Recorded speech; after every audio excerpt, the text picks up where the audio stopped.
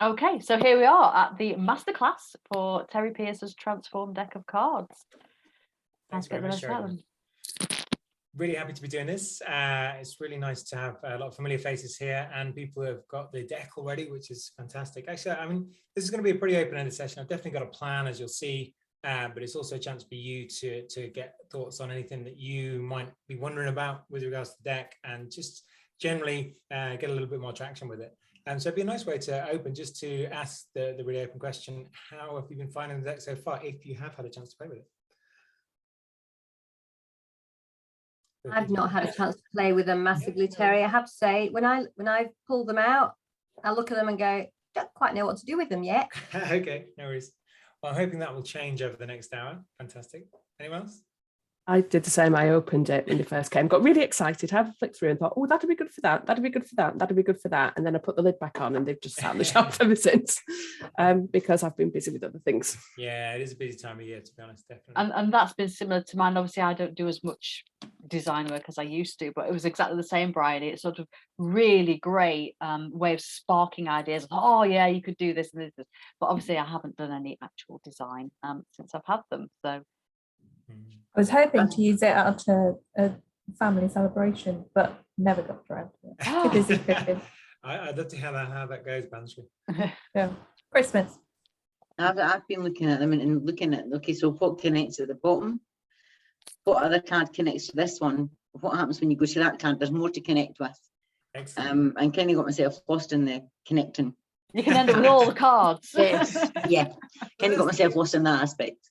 Almost like an alternative game of Snap. Yeah. Yeah. Well, one of the things we might do today actually is play a game with them. We'll see where we go. I got a few different ideas and can be flexible, but yeah, okay. So okay, I've used mine a little bit, not to design. So I went through mine with one of the people who now has their deck. We were just waiting on their deck arriving because it was going via Gus. So I was doing it with Craig, who's one of the designers that I work with. And we, I think, did get a bit too excited and then sort of did that, oh, we can go here, there and everywhere with that. We'd planned to do it when we were face to face, and then obviously we went back into not working face to face again. But the plan is that, again, we're going to reconnect next week on them. So he's got a bit of a tough project to deliver and to design the training around, and currently there's not even any process that he's to design the training around. So I'm really hoping that whilst we won't be able to do full design next week, some of the cards are really going to help frame, right, what are we going to do in that piece, even though we don't know what that looks like yet. Yeah. So, because I did what everybody else did. I opened them and thought, oh, these are really exciting. And then I put them in a safe place and literally lost them for a week. So it was quite nice to get them back out and do something with it. They've been within reach. They're literally at the end of my arm there on the shelf. They're not too far away. Brilliant. All right. Well, what we'll do is we'll definitely try and get you thinking about different ways that you can use them, different ways that you can maybe get a little bit more product out at the end of them. Definitely. Good stuff. So I'm going to do a lot of this on Mural. I'll just show you a couple of things on Mural, but then I'll get you invited in and working on Mural. Has everyone here used Mural? Some people not. Some people haven't. That's fine. It's really, really easy to use. First of all, I'll just be showing you some stuff on it. And then it's like a sophisticated Jamboard, isn't it, Terry? Yeah, it's a little bit like Jamboard. And we're not going to be asking you to do too many different things on it. I'll explain exactly the key things you need to do on it. But let me share my screen. So just the other thing I'll mention here. So we're going to be using the digital mini versions of the cards on the display that we're using on Mural. So that means there's just a little box that just shows you the name of the card, the picture, the number, and the color gives you the suit. So, I think that's the only way to really work with it without the whole screen becoming really clogged up with these big cards, and they're also double-sided, which is one of the reasons for creating the digital minis for the deck. But it does mean that you've only got that word, that name to go on when you're looking at something on the screen. So if at any point you're looking at that word and thinking, hang on, what does that card even do? What does that card even mean? Then you can do one of two things. You can either, if you've got your deck to hand, you can look at the number and say, that's what that card is all about, and read more detail on the card. Or you can just ask, and I'm very happy to kind of talk.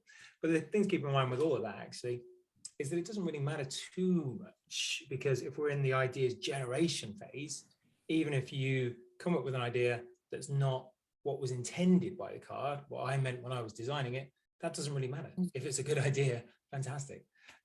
So, don't worry too much, but definitely feel free to ask or check. Obviously, when we've got not just this very short period of time, you've got more leisure, then you can go through the cards at your own leisure and understand exactly what all of them really mean as well. So, Can you, Terry, could I just ask you to turn your sound up a little bit, please? Ooh. I am going a bit deaf, I think. I've been wondering about that. Somebody did mention that on a session earlier. Let me try and put my mic closer and also check my settings on Zoom. My mic's on max. Is that a bit better if I put my mic there? Looks a bit ugly, but better. You can hear me better. Yeah. Yeah. And yeah, cool. Yeah, I can hear you fine, but I've got my ears in and my Christmas tree earrings. Oh, I need to put my Christmas tree earrings in. Got a Christmas jumper on, but not earrings. Same So here. can you see now the screen share? Yeah. Fantastic. So just going to take you through a few things, just showing you, and then we'll get you involved pretty soon. So it might help you to think about how to use the cards, just to see a couple of examples. And these are actually combinations of different things that I use to design particular activities. But remember that it could just be one single card as well. So I designed an activity, and some of these actually predated the cards actually in their current form.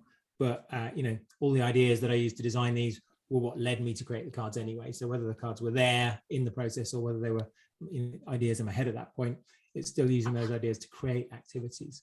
So I created an activity called Hawks and Doves for a hospital around giving performance discussions. And the basis of the activity, really quickly, is just getting people into two groups. You're the Hawks, you're the Doves.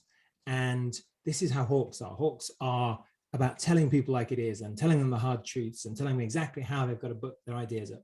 And Doves are all about being nice and keeping people on side, and they want to make sure they don't offend anybody, and they'll just put it out there and let the other person consider their feedback, and we're sure they'll take it on board.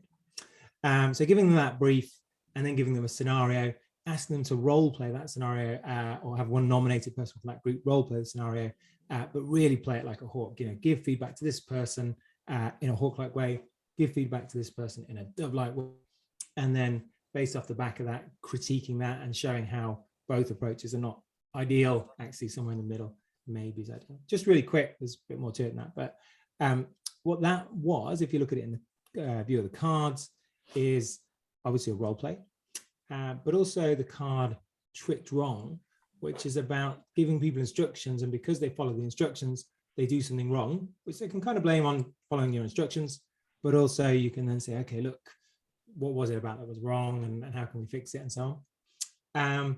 And also placing on a scale. So we created, by means of that hawk at one end and dove at the other, a scale, which we then used really extensively in the discussion, the debrief, to say, okay, where on this scale do we really want to be?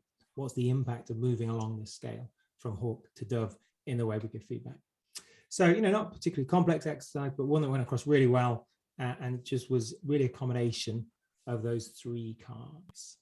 So I'm going to go through this pretty quickly because this is me talking and I want you to be doing rather than me talking. But do tell me if this is not making sense, if you've got a question, or if I'm going too quickly. So another one, talent management game. I don't know if any of you may have come across the 9-box grid for talent management. So if you haven't, it's just a really simple grid where you've got 3 things on each kind of axis, which gives you then a grid of 9 boxes. And it's talking about people's potential versus kind of their performance at the moment, or how hard they're working at the moment. And that gives you 9 boxes to put people in to say, okay, how are we going to manage these people's career progression based on those 9 boxes? So that's a model. And that's an ideal thing, I think, to look at how the cards can bring something to life, because you could just put that on a slide and chat to people about it. And that would be really boring. But you could hopefully bring it to life. And how I brought it to life was to make it into a kind of game with a board on the floor, and quite large, and pieces representing their team members, which they then had to place on the board and move around the board depending on different things that we did. So we talked about, okay, so if it gives them some cards representing actions. So if you do this to your person, you manage their career in this way, where does that move them to on the talent grid? And is that good? Is that bad? And so on. So a few more different things that we asked them to do as part of the game. But really what we're talking about there is populating a model. So that card is all about saying, rather than just talk about this model in a general sense, we'll populate it with examples. We'll say this person fits here, this person fits here. about matching. So we talked about matching different solutions for managing their talent and their career to people who sat in different boxes. And that card is all about that, matching, you know, solutions to problems or other types of things that need to go together.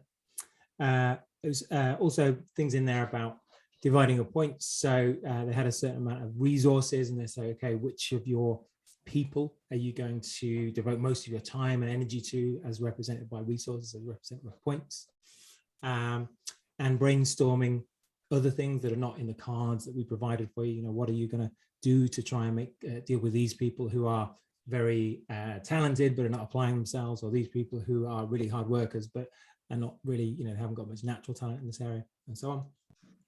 And the whole thing really is kind of a mini sim, because a mini sim, that card is all about saying we've got a complex real life situation.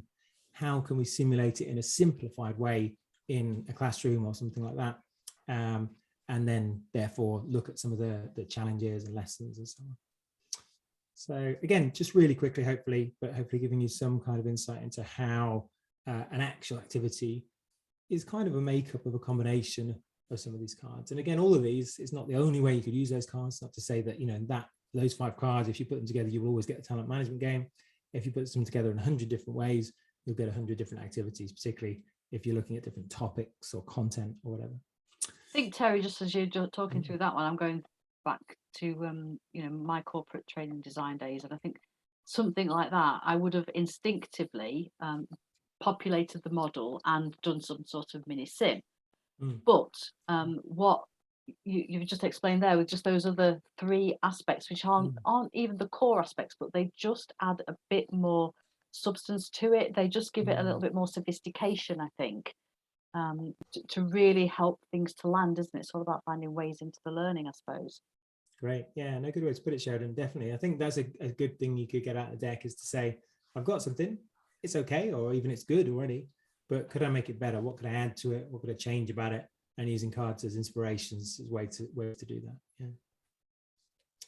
Excellent. And just like Sheridan did there, do feel absolutely free out loud or in the chat, which I haven't got up actually, I'll get it up, to jump in with questions or observations. So just a final one, this is a really quick one.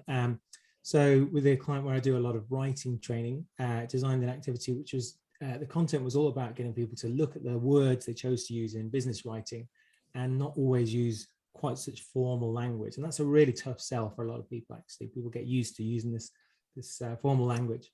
And we wanted to kind of open up the space and say, okay, you know, think about the different words you could use and choose the right one for the context. So the activity used the ideas of placing something on a scale, as we've already mentioned, but also on amplifying and reducing things. So instead of just saying, what should this thing be, saying, well, what happens if we turn it up? What happens if we turn it down? And combining those two, create a word grid. So we said, okay, so you've got the word commence. So if we had a 5-point scale, where does that fit on if 1 is the most formal and 5 is the least formal? And then you start to say, well, what are your alternatives? And let's populate the whole grid. Let's say, okay, we've got commence and we've got begin and we've got start, and then going all the way through to get cracking, you know, the really informal end. And, you know, get people saying, okay, well, where do you want to be? And it might depend on your brand, your tone of voice, and some things are obviously unprofessional, but it really gets them to think about the whole space rather than saying, this is the way I was taught, or I think this is the right answer. And then kind of try and make some group decisions about how we should be sounding, or go away with some ideas about what I'm going to change about my language. So a bit of a simple one there. Are you talking, Andrea? You're on mute. Yeah, sorry, I forgot I'm muting myself. Can I ask a question, please? I'm going to be the dumb person in the room. Okay. If I have a topic, so I'm almost taking several steps back here. So I've got to sort of say collaboration. Yep. Is your intention to use the cards? I know what I want to do with collaboration, and then I go through the cards to decide which one is going to be useful to me. Essentially, yeah. And that's where I was just about to come next to, the little bit that you can kind of half see on the bottom of your screen. I'm going to come to about the kind of process that I'd suggest to get here. But yeah, this is just showing the relation maybe between the activities and the cards. I mean, I don't want to be too prescriptive. Any way you find to use the cards to be creative and help your activities to begin life or to evolve into something better, fantastic. But yeah, the way I envisage it is broadly that you've got content, and then you use the cards to spark ideas of how that content could become an activity of some kind. Okay. It brought to life, isn't it? Yeah, definitely. Transformed into an activity. Definitely. Cool. So just want to show you those examples. Again, really happy if anyone's got any questions, but yeah, what I want to take it to in a second, otherwise, is how can we kind of do something similar, look at a few ways of doing that. Cool. So in terms of the process then, yeah, you can envisage it this way, that kind of what we're doing with the cards is the little machine in the middle, and we're pulling levers and pressing buttons and twiddling dials, but our input is some kind of challenge that we've got. We want to make content into an activity, or we want to improve an existing activity. I think that this is what I'm explaining here, I think is general. Whenever you're using the deck, I see most people are doing something along this lines, but it's definitely what we're going to be doing here today, is having a challenge to either get some content and make it into an activity, or improve an existing activity. We're going to use the cards and different ways of using the cards to represent this machine of kind of pulling different levers and so on. And then our output is going to be ideas for creating or improving your activity.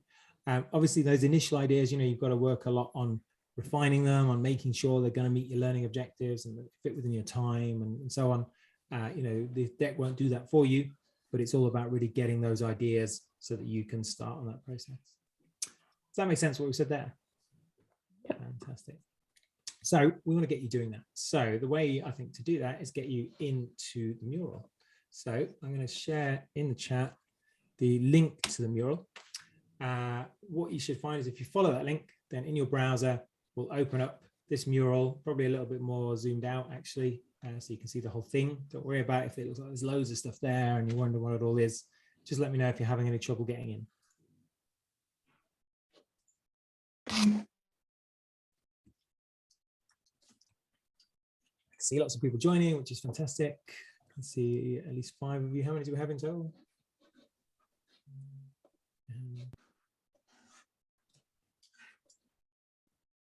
8 of us all together, including me, is that right? Yeah, cool. So I think you're all in. Tell me if that's not true. So if you haven't used Mural before, this is a canvas that we can move around. Anyone can move around it. If you're looking at my shared screen, you'll see what I'm doing on the canvas, but in your browser, so remember, you could be looking at either of those two. In your browser window, when you're looking at the canvas, you can zoom in by using your mouse wheel to zoom in as close as you like, or zoom back out with your mouse wheel. There are other ways to zoom, but I find that easiest. Zoom in and out anywhere with your mouse wheel. You can move around the canvas. The easiest way to do that is just click on the canvas and drag it, and that actually moves you around the canvas. I find that pretty easy. Although you can also use the arrow keys on the keyboard if you find that easier to move around the canvas. Move your view. So zooming and moving around will allow you to see the whole thing. And then the only other things we're going to really be asking you to do is dragging things, and to drag something if it's not locked. Some of the things are locked so that you can't mess them up.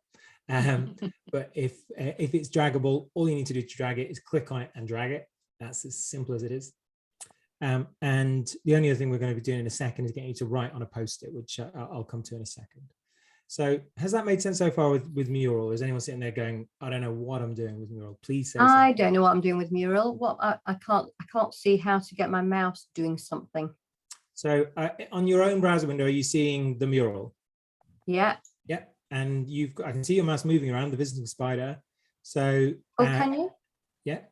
So if you click and then move, what you should find, unless you've clicked on something, if you just click on space, you should find the screen moves around. No. No? Oh, yes. Yes.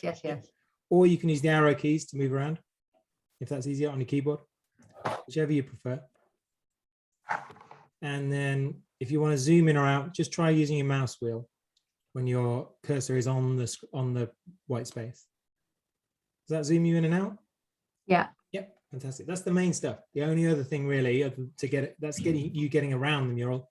The only other thing really is clicking and dragging something. So if you want to practice that, just in the top right-hand corner of the mural, there's all the little cards, and you can just drag those, and then maybe try and put it back for the moment so we don't get too messy. But yeah, you can click that, you can drag it around, and you can drop it in places. Terry, I Yep. can't see myself anywhere. Can you? I'm not seeing you logged in as well. I mean, are you seeing it in your browser window?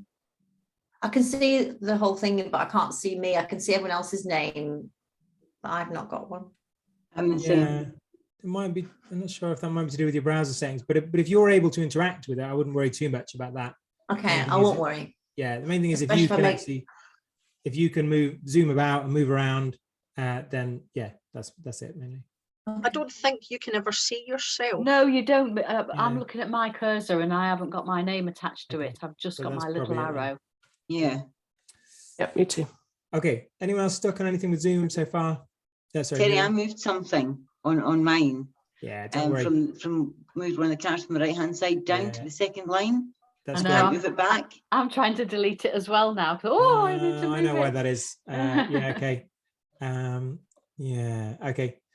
Could you just can bear just with me hit 1 second delete, can't and you? don't drag anything about for one moment because I'm going to unlock a bunch of stuff. I feel like in I order want to to- do what I used to do in primary school now, and it's sort of arms folded, fingers on lips, hands off mice. So just gonna unlock this, and I can't unlock all of those things. Darn. Because it's very clever how you've made it copy it, so I could yeah. drag it and copy it. Yeah. That was very Okay, clever. I'm just gonna have to. The only way I'm gonna be able to do this is unlock everything. So please So don't drag touch everything around for a second. So just realize that I need to put some stuff at the back behind other stuff. Bear with me 1 second. Sorry. And then that. And center back. And then Lock it again. Yeah, cool. Fantastic. Okay, good. We should be good there now. And I'll just lock these things as well. Great. So anything you do drag around now, you should be okay with moving it away again. Good. Okay, so hopefully we're good on Mural. If you get stuck, just let me know. You can always look in on my screen if that's easier than doing stuff on your own screen if you just want to look. So if you go over towards the left-hand side of the canvas, what you should see is a bunch of Post-its there. So I'm going to give you a color just so that we don't both try and go on the same one. So Bryony, you are orange. Caroline, you're green. Christine, you're blue. Alison, you're pink. Sheridan, you're purple. Andalala, you are gray. And Banstreet, you are black, if that's okay. So all you need to do is double click on your one and you'll be able to type on it. And what I want you to type on it is your challenge, exactly as it says, your challenge here. So your challenge could be, I've got a bit of content. You might just write what the content is that you want to turn into an activity. Or it might be that you have an activity. So maybe you want to just improve it, give it some more bells and whistles. So maybe just quickly summarize that activity there. So the piece of content or the existing activity, just in a few lines, a line or two, just summarize it on your Post-it. And again, let me know if you're having any trouble. Probably should have. Okay, I can't see myself. I've lost myself on here. I mean, can you see the cursor move when you move the mouse? No. Are you looking at my screen or your screen? My screen. Okay. Where I am. And what happens if you just click and drag? Who's moved me? Oh, sorry, it's me. That's Okay. all right. I can do. Oh, here we go. I can see it. I zoomed in too much. Okay. There you go. Yeah, I think sometimes it's yeah, I think it's one of those things, if you get lost, isn't it? Yeah. You don't know where you are. Yeah. So Yeah. Terry, my Post-it's gone. And you, well, I think somebody's probably moved something over the top of it, or let's see. Just got white. I clicked on it and started typing, Yeah. and then I looked Where up has and it it was gone? gone. Okay, sorry about that. Just did I give yellow to anyone? I didn't, did I? Do you want to take yellow, Caroline? Just at the top Right, there. I'll take Sorry. yellow. Yeah. Fantastic. So see some good stuff there. So capture some feedback, new feedback from the new MPSW course. So I can use it in my managing MPSW being Managing personal safety at work. So it's a brand new course for managers. cool. Excellent. And then we've got to help each other, help others with the mindset change from doing lots of things to less for regulatory reasons. And then bring the trust equation to life. Fantastic. How to get a team to collaborate with a real situation. Fantastic. Recruitment terminology, making it more interactive without overwhelming experience new starters. Yeah, terminology is always a difficult one for that. That's a really, really good one, I think, to use these cards on. You know, it could be really dry, but maybe we can make it a little bit better. Bringing the listening activity to life, fantastic, nice and simple. And then Bansri, are you okay there? I didn't see. I am completely lost here now. Okay, I'm no just worries. trying to work myself out. Don't worry too much. This is more about how to use the cards and how to use Mural. So I'm just going to type for you. Tell me what your activity is or your piece of content. Chair skills. Sorry, which skills? Chair. Chair skills, as in meeting chair. Meeting chair skills. Yeah. Okay, excellent. Fantastic. So those are the things that you take as a challenge. So keep them in mind. We're also going to ask you to maybe have a play with each other's as well. If we go up to the top right hand of the canvas, and again, if you're having any trouble navigating, you can just look at my shared screen, certainly at least for the moment. Then what we've got up at the top right hand corner of the canvas here is the cards, or the digital mini versions of the cards. Now, again, there's this thing here where if you don't know exactly what these means, you know, if we had more time and you could, you know, take your time kind of getting to know things, then you could look at each of these cards and know exactly what it means, or you could use the physical cards instead of the digital ones until you're used to them. For the moment, we're just going to use these digital cards and we're not going to worry too much. So if you do want to say, oh, what does that even mean? Like we said, ask me or look up the number in your card. But otherwise, just go with what the title suggests to you. You know, if you look at the title, storytelling, hopefully that probably gives you some ideas. You could incorporate storytelling into your activity somehow, or you know, customizing a process or dividing points. These things suggest. Some of them are a bit tougher, like what exactly do we mean by unstructured play or tricked right or tricked wrong? So you could definitely ask about those or look at the card. But a lot of them should suggest something just from the title and perhaps the illustration. So what we're and by the way, if it helps, you've also got on the screen the suits. So it also says those at the bottom left corner of each one. So you can see blue row, it says assess. So that one, all of those are about your learner assessing something, evaluating, kind of making judgments. You've got the green row, which is all arranging. So they're about them looking at structures and models and kind of ways of doing things, processes maybe, and arrangements. The red row, create. So they're all about creating from kind of scratch, or, you know, being creative for the learner.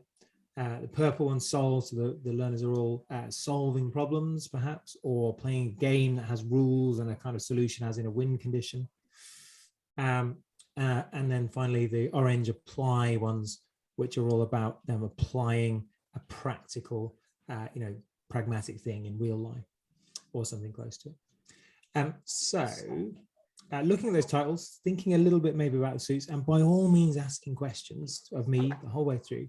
Maybe what we'll do just first to get you maybe a little bit used to the idea is just get you to have a look around, and not your own actually, maybe somebody else's activity. So look at those other activities people suggested. It could be really good to get a fresh perspective, and look at the cards and just see if you can think of one. Just ask you to choose one. So maybe if you're not sure about your first idea, you can see if you can come up with the second idea, but just choose one of those cards to drag across and put by somebody else's post-it. And then in a few minutes, we're going to say, how do you think this one that you've dragged across could maybe be used to help bring to life the post-it you've put it by, if that makes sense. Let me know if it is. Again, feel free to have a browse, not a set time, not a rush. Feel free to ask questions. What does this one mean? Or look it up in your deck if that's easier. Or if it's easier, actually, because you've got your deck there and the numbers are in the same order, you could even just be looking through your deck. And then when you find the one you want, you could get the digital mini and drag it across.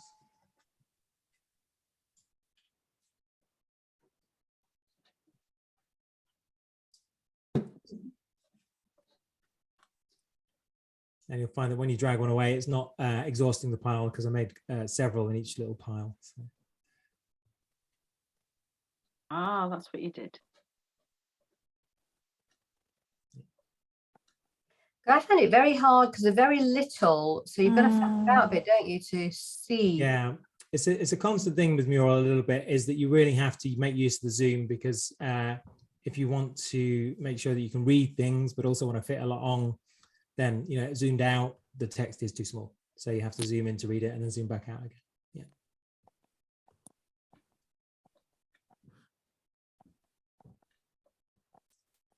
So just to keep the feedback to a limited amount of time, just go with one. So if you think you've got a better idea, then maybe take your old one back and put the new one in. Just otherwise we'll end up spending the whole session just going through this first stage of ideas.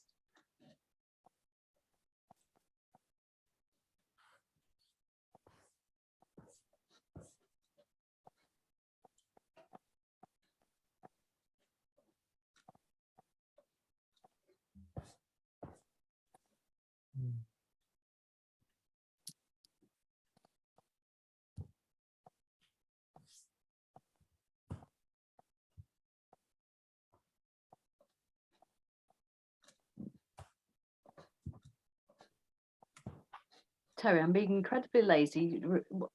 Is a pre-mortem sort of thinking about the worst case scenario? It is. It's a very specific technique, that one, in terms of how it came about, which was, yes, thinking of the worst case scenario, but then imagining it's already happened, because that does a very specific thing to the brain, which is instead of saying what might happen if this happens, you're saying, okay, it's already happened. Why did it happen? And the reasons people then get past any objections they might have about, well, it doesn't sound likely, and say, okay, if it's already happened, the reason it happened. So the reason that our startup failed was, and then they brainstorm around that. Again, that's the kind of classic way to do it. That doesn't mean you have to use it in exactly that way. If it prompts different ideas, no worries at all. A bit like Triz. A bit like what, sorry, Angela?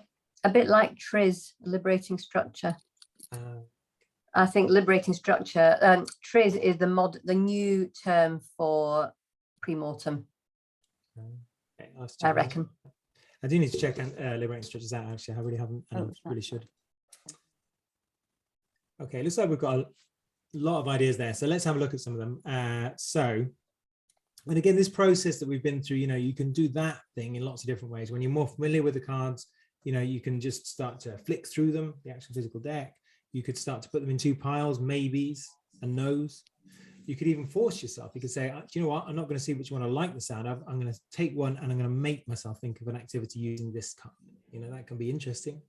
So there's lots of different ways you can do it. But however you do it, the idea is that you come up to something like this where you've got ideas that I could transform this activity using this card. So let's see what kind of things people have come up with as ideas. And remember, if it's your activity they're talking about, don't worry about kind of being too critical and saying, oh, that may or may not work.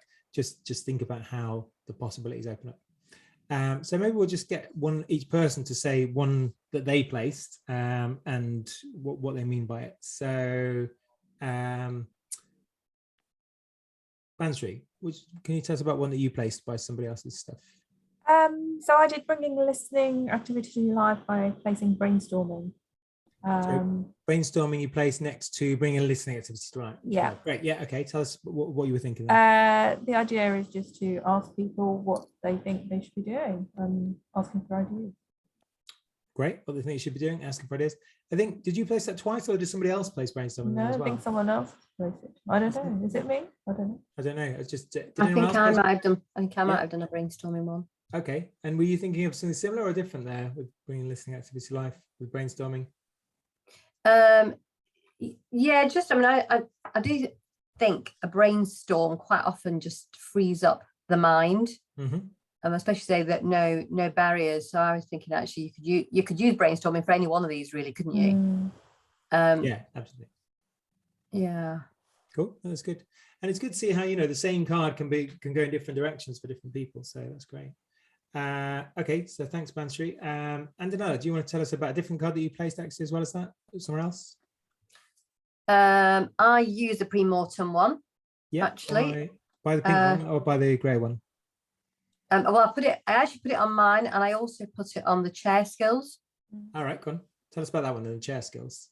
Because quite often we don't really get, or it's easy to focus on what are we meant to do, what's best practice.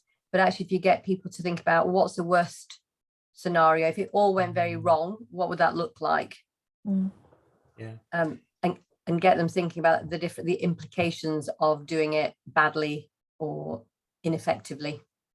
Fantastic. I've actually done something very similar to that as an activity of getting to role play it out. So a combination of that and role play. got people to be really bad and have an awful meeting and then pick it apart and fix it and run it again. Yeah. Excellent. We've heard from Banshee and Nella. Caroline, do you want to tell us about one you placed and why? One of the ones I put up was the pre-mortem, but I put it with changing mindset. Okay. From doing lots of things, and for me it was more about, okay, so what's the implication of, if you're doing all these things, what one's missing, or what one are you not focusing on enough? Okay, great. What are you not focusing on enough? And again, to frame that in the classic pre-mortem way, it might be that, it's gone wrong, which one didn't we focus enough on? But again, you don't have to do it in the classic way. You can do it any way you like. It's again all about sparking the ideas. Great. Bryony, do you want to tell us about one you placed? I'm trying to pick ones out that I've put now. I put an amplify and reduce on the bring the trust equation to life. Great. So it could just be an activity of this is the level of trust between two people. What would happen if there was more? What would happen if there was less? How could we achieve more? How could we?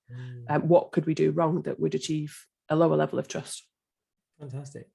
I really like that. It's really simple, but really strong, maybe, because it gives you a really nice visual anchor. You can maybe even represent it, couldn't you, kind of physically or in some nice visual way on a mural or whatever. Yeah. Excellent. Good stuff. And Chris, do you want to tell us about one that you placed? Yeah, I did. One of the ones I did, I did a couple of pre-mortems because I love that idea and I use it a lot in my own. So I'll move away from that. For the chair skills, I did created cheat sheets because I just wish that everybody who'd ever chaired a meeting that I'd been in had a cheat sheet in front of them and kept to it. So I think it would be really helpful for some people just to think, right, this is what I've got to stick to. Yeah, fantastic. What is a cheat sheet? Sorry. Yeah, no worries. And again, this is exactly the kind of thing that when we're using these digital minis, we might not be quite clear, but if we've got the card there, then we can really dig down into it. So it's just the idea, usually after covering a topic, that you try and pull everything together or pull everything that was meaningful to you as an individual, the delegate, about that session on one single card or sheet or something. Just like a checklist. Yeah, it could be a checklist or it could be lots of different things. But A for reference and B for the experience of doing so as a way to kind of, go through the material again. And to focus people. Yeah, definitely. Alison, tell us about one of your placements. Oh, so I see the one for feedback. I did actually create the avatar. So I thought almost you could get them to create what kind of person they are or the role, and then what feedback they had as a result of it. So that idea of, Susie, who is a project administrator, for example, she found this really useful because of blah. Okay, yeah, and then maybe changing your avatar even as a result of that, perhaps, or representing that in your avatar. I think the avatar is one so flexible. There's so many different ways you could represent yourself and aspects of yourself and aspects of your actions in a person, and then change it or make it interact with things. I think it as well allows people. Sorry, Caroline. No, it's fine. On you go. We're doing our usual. I think that one for me allows people to be really open and honest, but not necessarily always having their exact name and or company against it as well. Yeah. But it's like, this is the type of person that I am, or this is the type of way that I work. Yeah, one level of remove. It'll also focus the feedback as then, won't it? Because if you just say to someone, well, what did you find useful? It's like, oh, well, there were quite a few bits, or, so, well, in this situation, or if you were Fred, which bit do you think Fred would have found most useful? So I guess it just helps clarify and focus the thinking, doesn't it? Yeah. Great.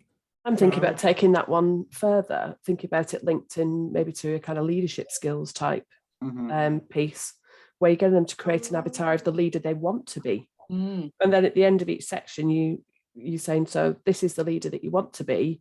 How does that influence your action plan or your action points from it? And you can place it on a scale, Bryony. Where are you now? Yeah, and what you're going to do to get to the next stage. Yeah, are you already a 7 or are you a 4? Yeah. And there we go with the combos straight away. As soon as you start to spark off an idea with another one, particularly in a group like this, you can end up. I think it works really well in teamwork. Sorry, Terry, I think it works really well for teamwork as well. Taking it down the same route as Bryony was going with, putting people together. and saying, okay, this is what you believe you're showing. What are other people seeing? Yeah. It also leads into an obvious next step, which would be action planning as well. So I'm currently a 6, but I want to be a 9. And what am I going to do about it? How to fill those gaps? So thank you for those ideas, because that was for mine, and it was. And I've just finished my first session capturing feedback, or sort of doing a completer workshop for this new course for managers. And I wish we'd done this like about 3 hours ago. Then That's cool. But yeah, no, I like that as well. It's almost like that last thing, almost like an internal and external avatar. Interesting. I think we heard from everyone except Sheridan, did we? Yeah, Sheridan, possibly, yeah.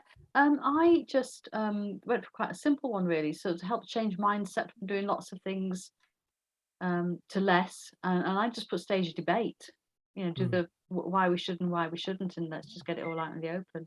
Yeah, I find there's quite a few cards in this deck that you can just come back to for so many different situations, and stage of debate is one of them. You can just, you know, slide it in there and just get people pulling in the opposite directions, and then use it as a way to explore more length than people might otherwise do. Yeah. It also, I think, if you're doing that as a deliberate exercise, because when you're introducing change into for anything, there's always people who are resistant to it for a variety of reasons. So actually, it's giving them permission to actually come out with all the negatives, because you're asking them to, but you're doing it in a controlled, constructive way, rather than it just permeating constantly throughout your session. It's like, we've dealt with it now. Or you're making them come up with the positives. Yeah, exactly. Great. And I think you're making them do it on their peer level rather than it being us. So that's mine. And I love that. So we've spoken about doing it, almost getting them to do the pros and cons of the change. But that would actually let it go to a deeper level than just create a list. That discussion point could be really useful. And then it's not just in this situation, the training team or the management team saying this is what we need to do. It's their peers saying, well, actually, I can see why this is changing. And hopefully get around that. I might not like it, but I can understand it piece. And you could even put rules in it then as well, couldn't you? You could say, so we can have an equal number, but we can't have 10 negatives and only 1 positive. So yeah, you know. So loads of ideas sparking off each other, combinations coming about. And this is all just in a very short space of time. And also, just to point out, what we've been doing here is just, again, based off the digital mini. So really, unless you have been digging down into your deck there, just off the name of it, just to very quickly go over to the cards themselves. You know, this is my separate mural. If you're looking at my shared screen now, by the way, not your own version, then, you know, if we go to, for example, stage a debate on this, then you can see, or if you just look at your own card in the deck, if that's easier for you, you know, there we've got not just that name, we've got why you might want to do it, other cards that it combines well with if you do want to look for something extra to add. And then on the back, this example, if you can't quite see, you know, how would that work in practice? Here's an example of it working in practice on a particular topic. And there's some tips for really making it work efficiently and effectively in practice. So, you know, when you're working with the decks, you've got that extra information. If you're working with the digital minis, then I guess it just makes that a little bit easier and simpler online and collaboratively. How are you feeling about that now? Yeah, Excellent. I think that was really good. I think just seeing how everybody's thought process went to something completely different. Fabulous. And you know, there's a lot more we could do in terms of the time that we've got, actually. So we've used quite a bit of our time, so I'm probably just going to maybe run through some of the other ideas, but hopefully in a quite, you know, relaxed and where we can ask questions and have a conversation about it. I think this, which I don't think we're going to really probably have time to actually have a real go at, but if you can imagine what we just did, one of the ways, actually, sorry, I'll just show you the grey cards first. So you may well have had a look at these anyway, but the cards that are split into the 5 colors in the deck are the actual activities that we've just been using. But then right at the front, you've got these 8 gray cards, and these are your ways to use the deck. So we've already been using the pick a card. We've just picked a card and said, can I make this work with this activity? We've already been using combinations. We came up with some just off the cuff there. We've already kind of looked a little bit at suits. That's all about saying, okay, is one of those colors, those things of getting our learners to assess or to arrange or to create, is that what I want them to do? And therefore I'll focus just on those 9 cards in that suit.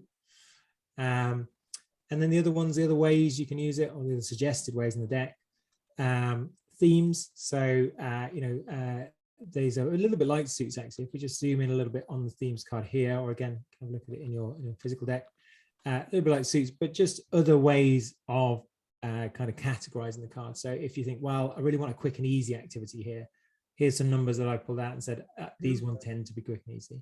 If you want some that are really social, here's some. If you want some that are really playful, here's some.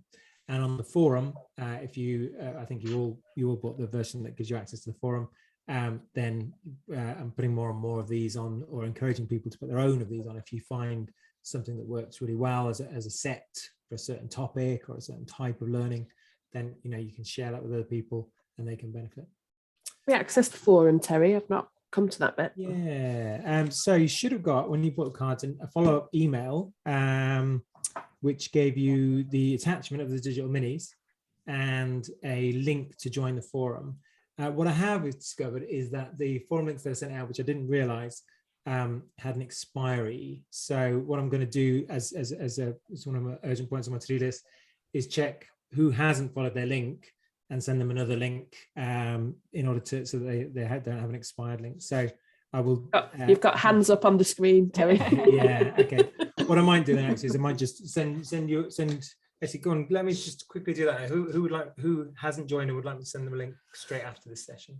Bryony, Caroline, Christine, Bansri. Cool. I think I joined, Terry, but I've never found it again. So I need to keep going back to that original email. So I don't know if there's an easy way of accessing it. Yeah, I mean, I'll send out the link to access it. In fact, I'll pop that in the chat now, the link to access it, which is the same for everybody. But actually, that is something I might need to look into, because if I think you're not the first person who said something like that. So I maybe need to make it more clear and easily findable again after that first time. But that's how you get back to it after you've joined it. So cool. Yeah, so that's where were we? The themes card, and then playing as a game. Again, with a bit more time, maybe we could have had to try that. But it's really just, you've got the suggested game is you've got some cards in your hand. Other people also have. When it comes your turn, you have to put a card down from your hand to say, I think we could use this one to transform the activity we're looking at today. So it's just a structured way to do what we just did, really. But that game sometimes, forces you to think of ideas and sparks new and different ways of looking at it. And then the final one I just kind of mentioned there. Oh, sorry, Terry, I've just. Sorry, have you come across Dixit? Because I know you are the games. Well, yeah. Yeah, and I'm thinking that almost you could have your random cards and almost do a Dixit type thing, couldn't you? Where you have to say just a word or a simple phrase, and everyone has to put down a card. Great. That would, to do whatever it is that you're wanting them to do, and then out of that selection, you can then choose the one that you think is the best. I'm going to write that down, but I think it's a great example of, I just designed the simplest game to make it easier for people to learn. But if you've got another game like Dixit or anything else, gin rummy, whatever you like, you think, oh, I wonder if we could play something similar with the cards. Great. See if it just takes you in a different direction that you wouldn't have gone in otherwise. Yeah. And the spreads, I'll just very quickly mention, this is the one that I was thinking about getting to if we had time today on the mural. But it's just taking something like, for example, Kolb's cycle of learning or Bloom's taxonomy or any kind of model of learning. You could definitely do it, Sheridan, with master. And you just take each of the letters or stages in your model and lay them out, maybe a little bit like this. So do, reflect, learn, and test from Kolb's cycle of learning. Yeah. And then you say, okay, so if we were going to get everyone to do each of these in the classroom or whatever our experience is, then what would we get them to do? Maybe we're going to get them to do by doing that. Maybe we're going to get them to reflect. This is all me on my shared screen if you're not looking at it, by the way. Using that, maybe we're going to get them to learn using that, etc. So, it's just using those cards to fill in a model of learning. So master, you could do that, how are we going to get them to do each of the 6 things? Obviously, you might decide, well, actually, one of those is not happening in the classroom, it's happening before or after. So, you could adjust it accordingly, but yeah, if that makes sense, spreads. And of course, one of them the master in particular, you know, a really well selected activity will cover more than one. Yeah, definitely, absolutely. Yeah, so it could be more like that. Yeah, or you could have that one in twice, for example. So absolutely. yeah, Good. but I think this is almost like, I know that, you know, it's you literally could play with them all day, and it's really generous of you to give us your time, Terry, especially when you're so busy. But I'm almost thinking, do you know, when we were playing with the digital tools, it's almost like we just, you know, we can have another one of these where we can just, you know, have a go by ourselves almost, and just to say, let's just try and bring, you know, we can work on maybe 2 activities, so we can almost, you know, nominate your activity, and we can say, well, let's work on this activity, let's work on that activity. Probably going to be a next year job though, if I'm totally honest. Great marketing for Terry. Well, it is great marketing for Terry, so it is. No, But, you know, cool. but that would be within our group, obviously, because we help each other. We don't help randomers. Yeah, and you know, if you're doing things like that, or if you get any success, I would love to hear about them. Certainly the digital minis, that's why I created them, so that people can collaborate like that. Yeah. I can't say I've accessed the digital mini ones, but so that was going to be my comment. Yeah. So they are again on the original email that you got after you purchased. Should have been an attachment there in a zip file, but I can send them again along with the links to people on the session. I mean, it took me half an hour to put them all on a Jamboard. So I've got them now ready on a Jamboard. I've done nothing with them, but I've put them there. Have you got all the different coloured cards on a different sheet, Sheridan? No, they're all just on one. Oh, I see. It doesn't just looking very similar to what Terry's got here, Sheridan. Yeah. It doesn't take that long on Mural. If you're using Mural, to use Mural, all you need to do is go to your images and then import images, and then choose from your computer. That's very and you clever. Can just import up to 25 at a time. So you have to do the deck in 2 batches, but that's it. I love Sheridan's idea that you just came up with, where someone could bring their initiative, the challenge, like this, and then everybody, you just give a quick overview of what the issue was, and then just get everyone's ideas. What an amazing session that would be for everybody, but for the person whose issue that they brought. Fabulous. I wonder if there's a recurring theme, Sheridan, that's come up in your drop-ins. Well, do you know, recently, I mean, you mentioned collaborative work in Andonella, and that seems to have been quite a recurrent theme recently. So, and trust, which is why I put the trust equation down there, because that seems to have come up 3 or 4 times in the last couple of months. And that'd be a great way for it to be captured, so that it then becomes a resource on the website. Yeah. Great. Well, I'm really happy to, answer any more questions. Anything else anyone wanted to check about the deck, about using it? I'm going to go and play now. Fantastic. That's what I'm the same. Yeah. It's funny, isn't it? Ideas, so it reminds us of, we've just put ourselves into the learner's shoes, haven't we? And we'll deliver a load of training, and we set it up as beautifully as we can and structure it as well as we can, and then we give them a load of resources and they go back to the desks and it sits on the shelf, and that's exactly what's happened with this. So it just is a good reminder, I think, for us, that you do need to prompt them to get the stuff back out again on a regular basis and have a look at it and show them how they could use it in a better fashion. So I'm taking that message away from this as much as what I've taken away about the actual cards. There's a fabulous blog in that, Brian, if you've got time to write one. I've written that down. Yeah, it's so true, isn't it? And at the risk of making myself even more work, I'm wondering if I can use it as an excuse to charge people more. Not you guys, but new people to go, hey, we do this as well now, so I'm putting the price up. But I think it's a little bit like the liberating structures, isn't it? Because we talked about them. Leanne did a couple of sessions for us. We've then started to look at them. We talk about them in our designer drop-ins, and now everyone's getting a bit more familiar with it. It'll be just the same with these cards. Once we've looked at them 2 or 3 times, it will just start to become part of the language that we use.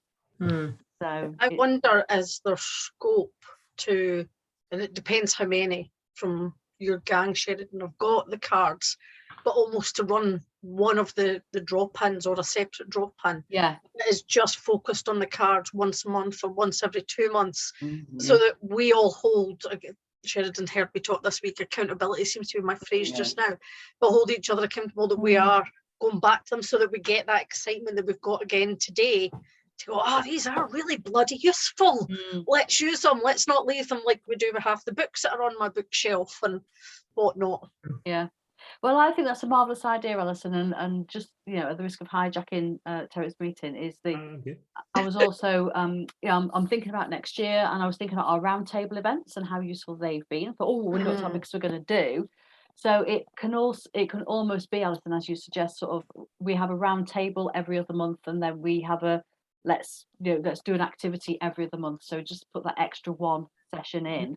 And we can bid for our exercises, and we can work out how to use them. So that sounds like a pretty full agenda to me.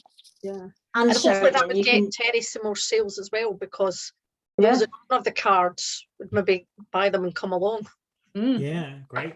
Fantastic. yeah, I was going to say the same. You could charge more, Sheridan, because you should, and that could be part of the selling point. And then people could perhaps have a sort of discounted, little bit, Terry, not too much, discounted rate on the cards, and then they're in the membership. Yeah, I've got to be careful of not treading on Terry's toes, though, because obviously he's got his forum, and you're going to be running classes as well, aren't you, Terry?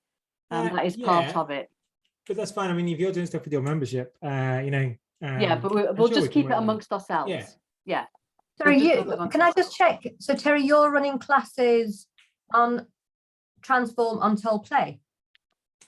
So, well, that's part of the plan, is to run some workshops and probably to charge for them. But you should definitely do that. You should definitely I do haven't that. enacted that part of the plan yet. Yeah. Because there's I mean, if we find it useful, you know, everyone's going to find it useful. So and I don't want to do it if you're going to do it. You know, this is your baby. Yeah. But personally, I think I would just go, do you know, the cards are quite expensive. Would I then go and pay more to learn how to use them? I would probably, sorry, that's not what you need to hear, Terry, but if I'm really honest, that would probably make me go, I think I'll just have to play around with them myself a bit more. Yeah, that's fine. I would always market that as a kind of add-on. My absolute aim would always be for these to be plug and play. You know, you open the box, you're able to use them yourself. Definitely. I mean, there's always the potential, Terry, just for you to think about, is that you can come to one for free. So if you bought your deck, you get the invitation to one, and then after that, obviously, if you want to keep coming because it's useful, then there's a because obviously you do have to cover your time. Yeah, sure. Well, let's keep talking, Sheridan. I'm sure we can work things out so that you can do stuff that you want to do that's beneficial to your members without treading on my toes. We just need to, keep talking. It's fine. It may just be one of those things that, like with the virtual tools, we may only do it 2 or 3 times, and then everyone feels happy with it. You know, so constantly evolving. Absolutely, that's good. They're very good, Terry. Well done. Excellent. Thank you very much. Great resource, Terry. Thank you. Okay, lovely. So are we calling it